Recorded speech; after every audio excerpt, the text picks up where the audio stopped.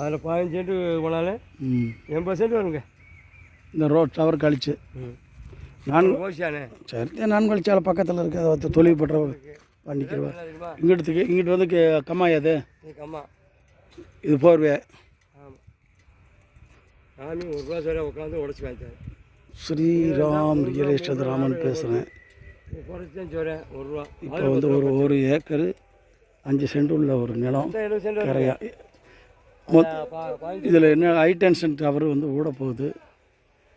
நிலத்தில் கிணறு இருக்குது, இந்த ரூம் இருக்குது. சொத்து வந்து பார்த்திங்கன்னா ரோடு பஸ் வந்து ஒரு 200 அடி வருங்களா? 200 அடி வரும். இது அந்த ஓலவடியா? ஓலவடி ஒரு 300 அடி வருது.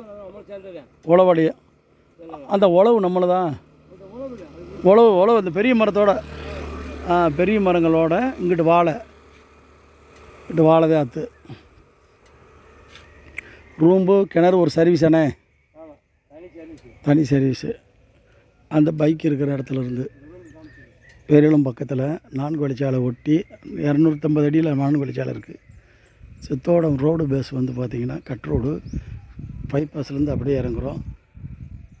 செண்டு 1 லட்ச ரூபா சொல்கிறாங்க. இந்த டவரை நீங்கள் கழிச்சுக்குங்க.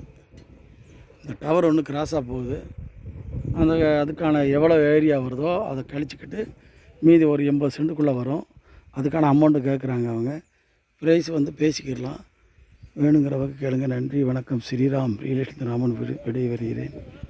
தேங்க்யூ. ஒரு ஃபேக்ட்ரி கட்டுறதுக்கு, ஒரு இண்டஸ்ட்ரியல் கட்டுறதுக்கு, ஒரு தொழில் பண்ணுறதுக்கு 4 வழிச்சாலையிலேருந்து நீங்கள் வந்து வர்றீங்க. நல்ல முறையில் இந்த வீடு இது கடை எல்லாம் இருக்குது. பெரிய கிணறு இருக்குது. தண்ணி வசதி பிரச்சனையே இல்லை. 70 சென்ட் இடம்.